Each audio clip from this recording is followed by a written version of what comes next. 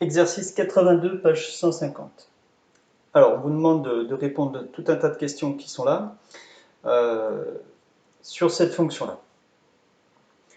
Bon, donc la première chose qu'on a envie de faire pour savoir si elle est croissante, positive, eh bien, c'est d'établir son tableau de variation. Alors, on le dérive pour ça. Donc, on obtient facilement ici, il n'y a pas de difficulté, la dérivée, c'est une fonction polynomiale. On obtient 4x3, c'est la dérivée de x4, moins 4 fois, on laisse le 4 devant parce que c'est une constante en multiplication, fois 3x carré.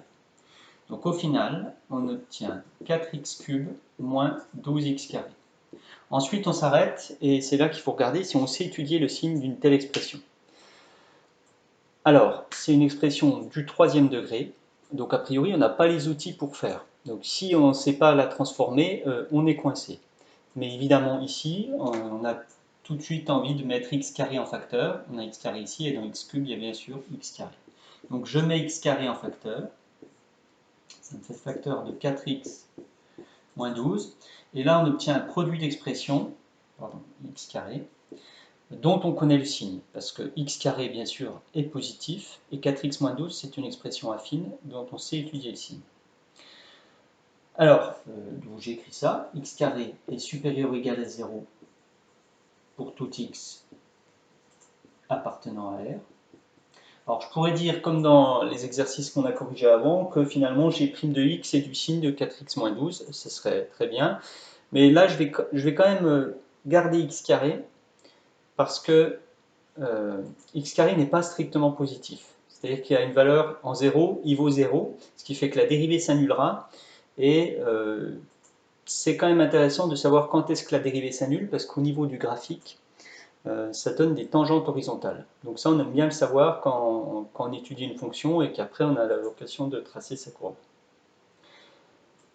Bien, alors, pour le signe de 4x moins 12, on sait faire, parce que je rappelle que 4x moins 12 est une fonction affine qui va ressembler avec le coefficient directeur qui vaut 4, donc c'est une fonction affine croissante.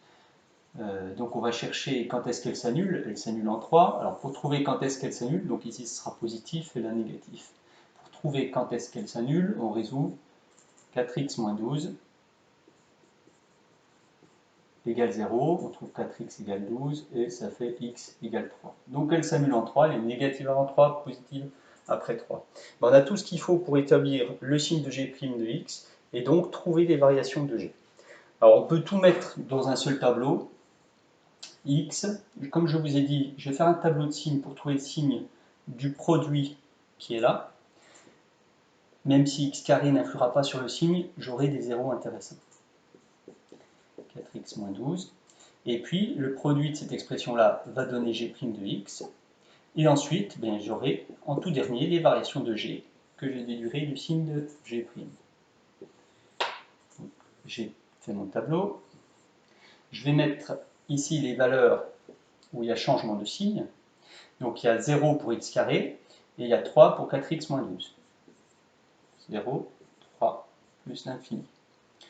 Donc je mets des séparations pour les changements de signe. Attention, pas de séparation dans les variations. Donc ici, je tire un trait. Alors x carré change de signe, enfin ne change pas de signe, mais en tout cas vaut 0 ici. Alors on remplit avec des plus partout. Et puis 4x moins 12 change de signe en 3, donc c'est négatif avant et positif après. On peut en déduire le signe de g', donc c'est ça fois ça. Plus fois moins, ça fait moins. Plus fois moins, ça fait moins. Plus fois plus, ça fait plus. G' de x a bien le même signe que 4x moins 12. Mais j'ai mis la ligne de x carré juste pour avoir les zéros de la dérivée ici. Bien, alors maintenant les variations de g, donc c'est décroissant. Ici la dérivée s'annule, mais elle reste décroissante. On n'a pas d'extrémum local ici. Donc je peux tirer une flèche comme ceci, et ensuite elle devient croissante. Alors, tout de suite, ce qu'on a envie de calculer, c'est la valeur ici du minimum. Donc, je peux calculer g de 3. Et quand on remplace x par 3, vous faites 3 puissance 4, 81. 81 moins 108, et on obtient moins 27. Voilà. Bon, donné en 0, on peut voir qu'on trouve aussi facilement ici 0. Bien, alors maintenant on est armé pour répondre aux questions qui sont là, en tout cas certaines. Est-ce que g est croissante sur 3 plus l'infini? Donc quand x est entre 3 et plus l'infini, oui, g est croissante. Est-ce que g est positif sur 3, 4? Alors, il faut regarder la ligne des x entre 3 et 4, ici. Je vois que je pars de moins 27, et puis on peut se demander jusqu'à combien on arrive ici. Donc il faut calculer l'image de 4. Alors si je calcule l'image de 4, 4 puissance 4, ça va faire 0. Bon, mais de toute façon, est-ce que g est positif sur cet intervalle? On voit qu'on part de moins 27. Donc en fait, ce n'est pas que g est positive, mais on pourrait dire que g est négative. Donc la deuxième est fausse. Est-ce que g admet un extrémum en 0? Eh bien non, ici il n'admet ni extrémum local, ni bien sûr ni extrémum. Il y a un seul ici extrémum, c'est un minimum qui vaut moins 27. Donc la question 3 est fausse, par contre la question 4 est vraie. Elle admet bien un extrémum en 3 qui vaut moins 27.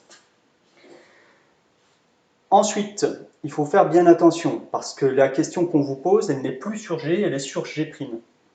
Alors, est-ce que G' est négatif sur l'intervalle 2, 3?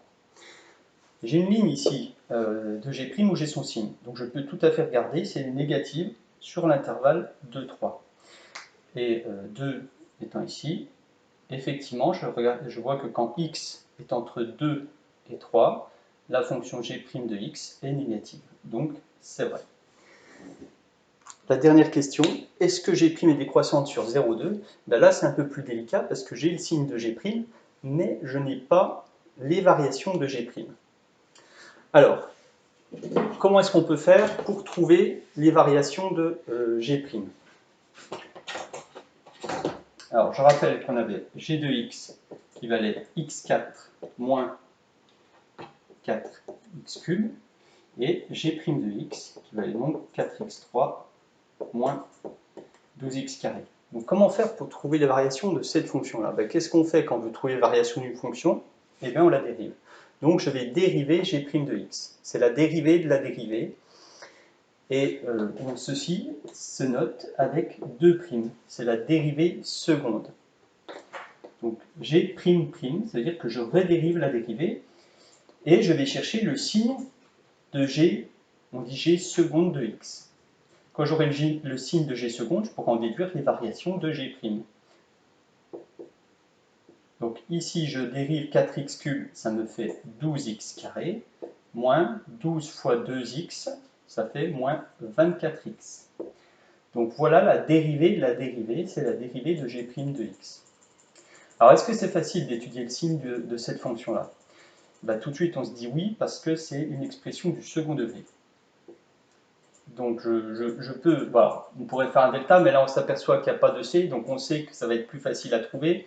Il me suffit de mettre x en facteur, et 12x moins 24, et je vois tout de suite que les racines sont, alors cette expression du second degré s'annule pour x égale 0, ou 12x moins 24 égale 0, ça fait 0 et 2. Donc la dérivée de la dérivée, g' de x, est du signe de a, c'est-à-dire ici a, il vaut 12, positif à l'extérieur des racines,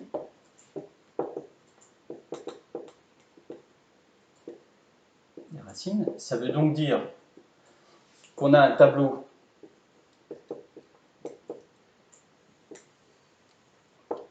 de signes pour g seconde, la dérivée de la dérivée, qui va ressembler à ça. Donc on a dit positif à l'extérieur des racines.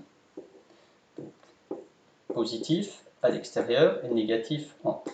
Elle s'annule ici et ici. Et au niveau des variations, cette fois-ci, ça me permet d'obtenir les variations de g', c'est-à-dire croissant, décroissant, croissant. Alors par rapport à ce qu'on me demandait, la question c'était est-ce que g' est décroissante sur l'intervalle 0,2? Eh bien on s'aperçoit que oui, sur l'intervalle 0,2, la dérivée de g', g seconde, est bien négative, et donc g' est décroissante.